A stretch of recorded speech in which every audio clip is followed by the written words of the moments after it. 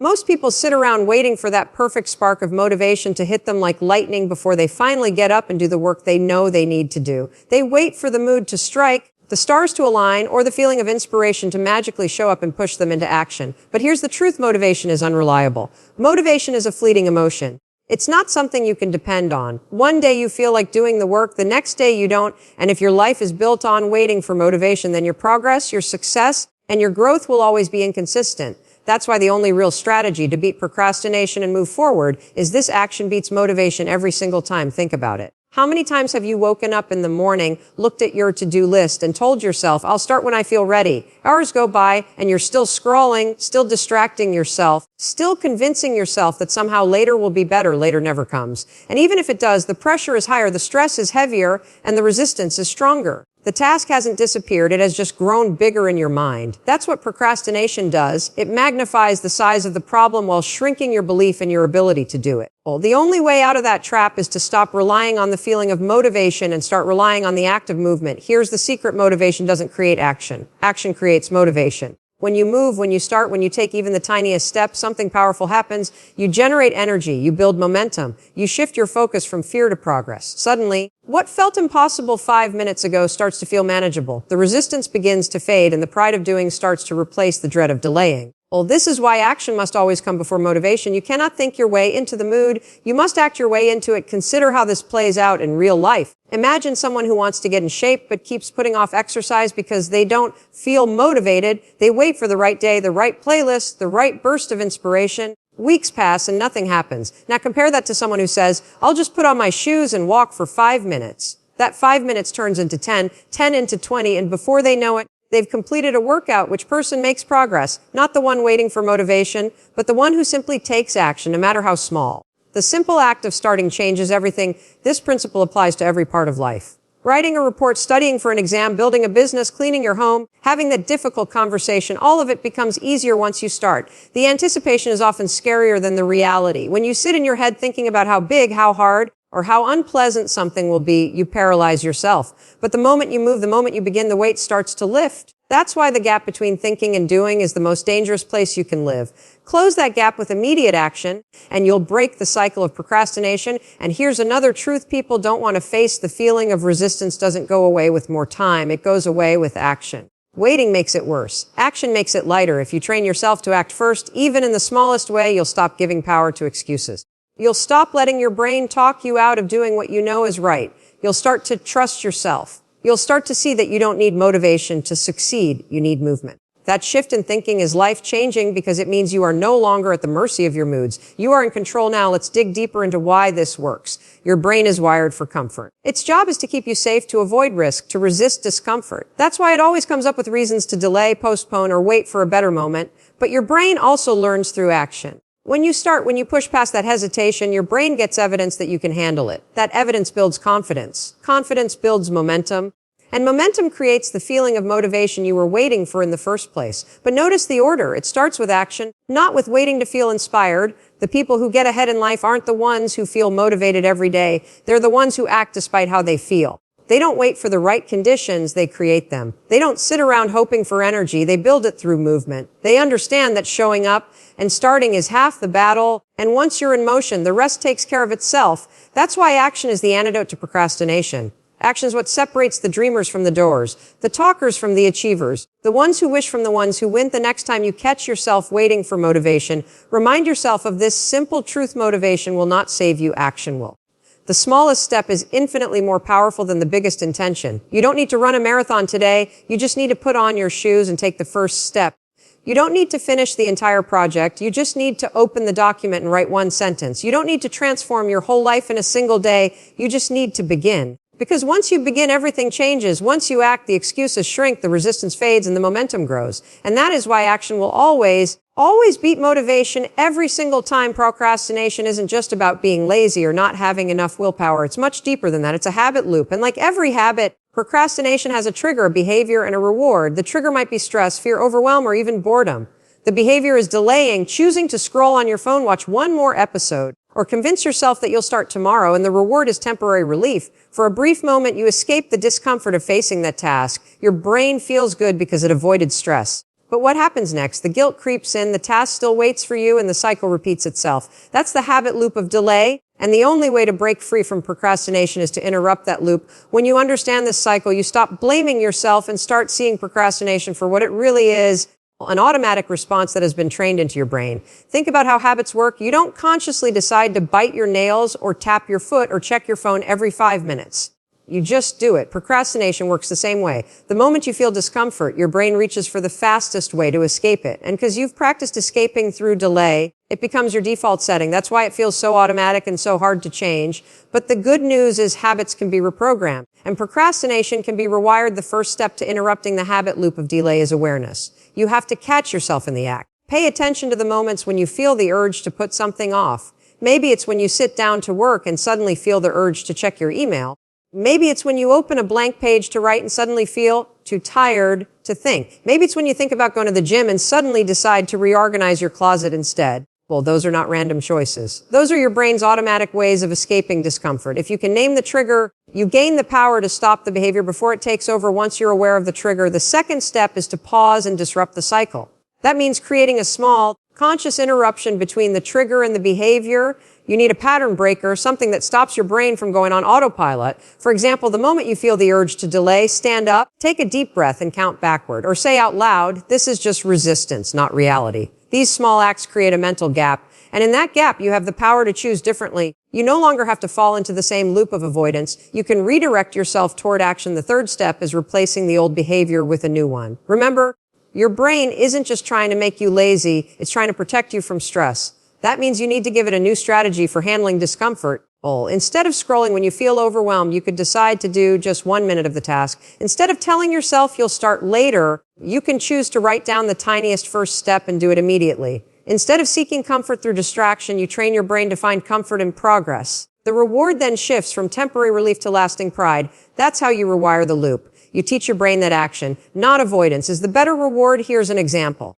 Let's say you have a big assignment due. The trigger is the thought of how overwhelming the task is. The old behavior is binge watching shows to escape the stress. The old reward is temporary distraction, followed by guilt. To break the loop, you catch yourself in the trigger moment and interrupt it. You pause, take a breath, and remind yourself, I just need to start for 5 minutes. Then you set a timer and open the assignment. The new behavior is taking a small step. The new reward is a sense of progress, which builds momentum and reduces the pressure. Over time, your brain learns that starting brings relief faster than avoidance. Well, that's how the habit loop gets broken. Another powerful way to interrupt the loop is to change your environment.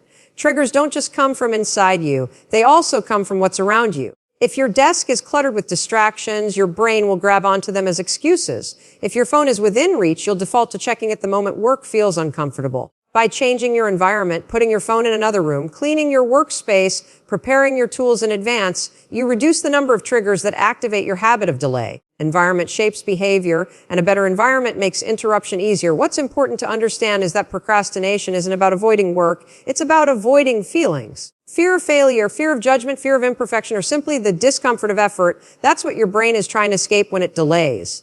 But feelings are temporary, and they don't control you. When you interrupt the loop and take action anyway, you prove to yourself that you can handle those feelings. Each time you do this, the loop weakens. Each time you face discomfort instead of running from it, you build resilience, and resilience is the enemy of procrastination. Breaking the habit loop of delay requires consistency. It's not something you do once, it's something you practice daily.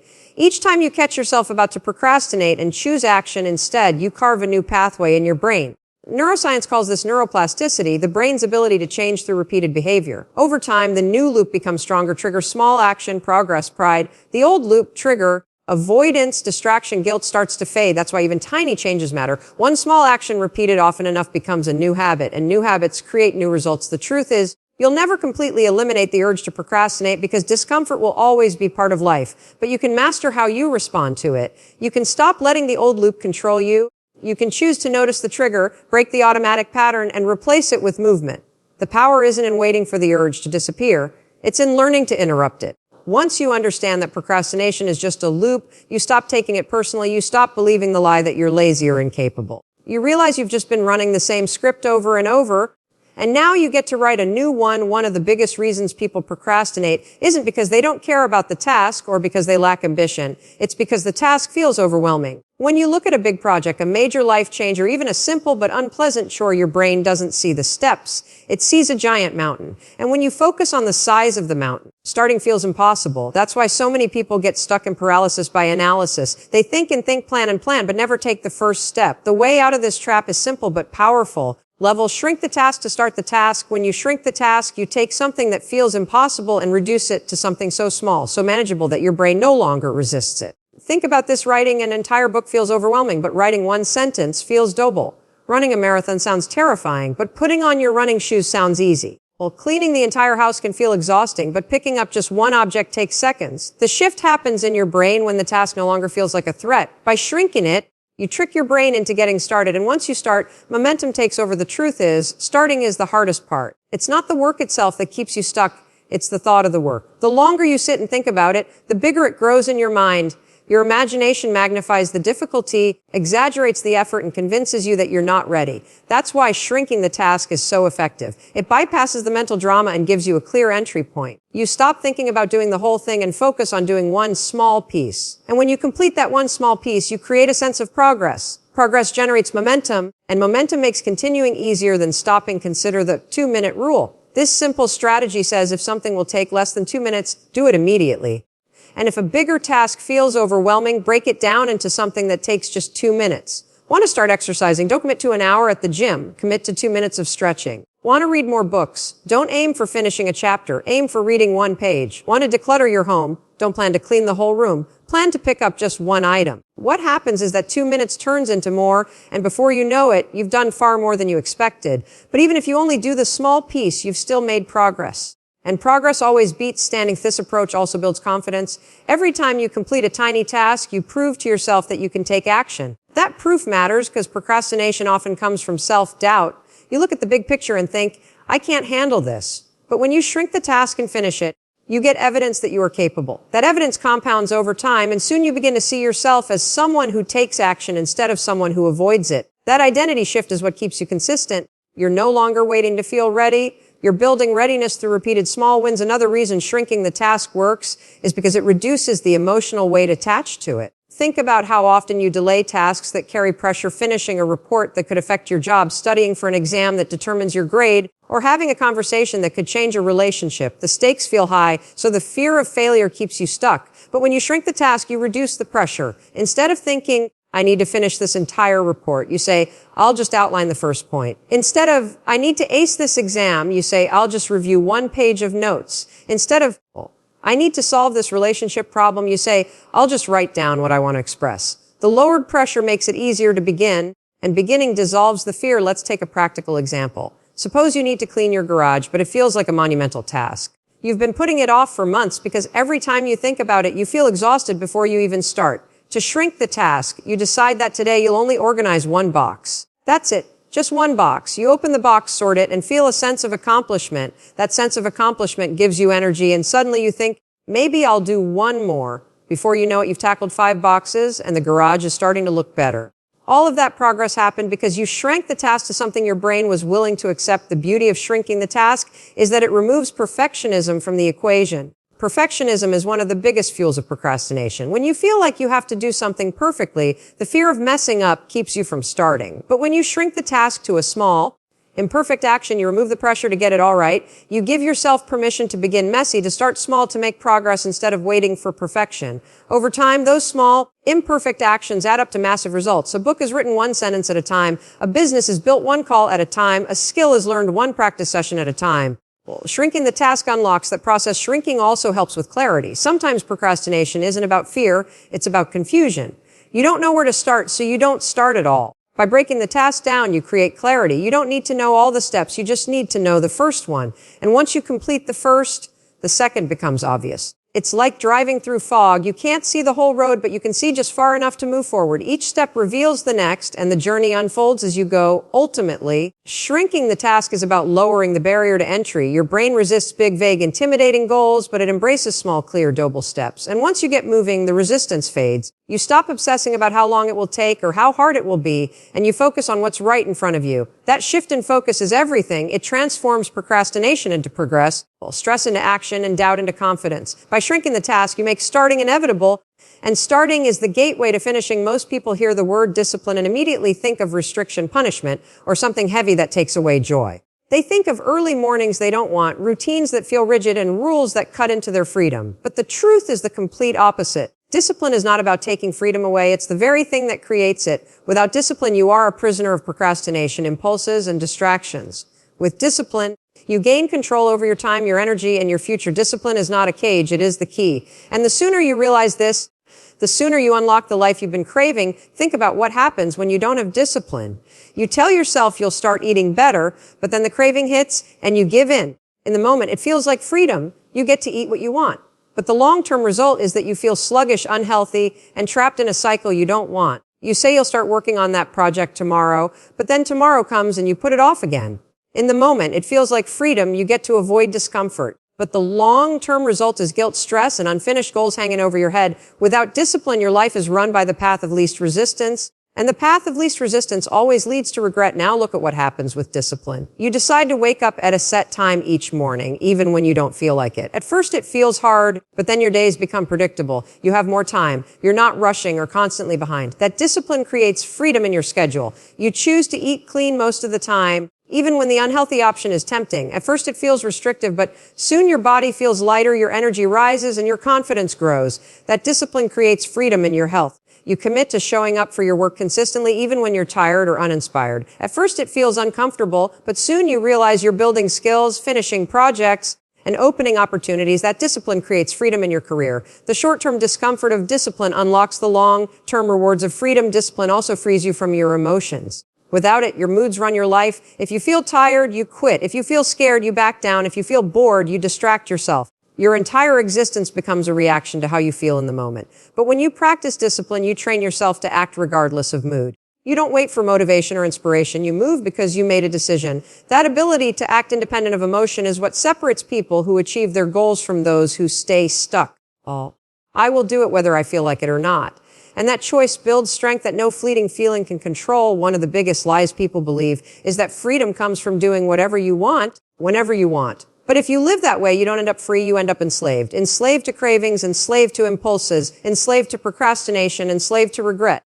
True freedom isn't about indulging in every whim. True freedom is about having the power to choose your actions, not being controlled by them. Discipline gives you that power. Discipline is saying no to what you want right now for the sake of what you want most. It's trading short-term comfort for long-term satisfaction. It's making choices today that your future self will thank you for tomorrow. Look at anyone who has built something extraordinary in their life, an athlete, an entrepreneur, an artist, a leader. Every single one of them has discipline at the core. They don't succeed because they always feel like it. They succeed because they practice showing up even when it's hard. They succeed because they put in the reps, the hours, the effort day after day, long after the excitement wore off. That discipline is what gave them the freedom to win championships, to grow businesses, to create art, to live life on their terms. You see the highlight reel of freedom, but behind it is the daily grind of discipline. Discipline also builds trust in yourself. When you say you'll do something and you actually do it, you prove to yourself that your word matters. That self-trust becomes confidence. And confidence gives you freedom. Freedom to take risks. Freedom to face challenges. Freedom to pursue bigger goals. Without discipline, you break promises to yourself over and over, and each broken promise chips away at your self-belief.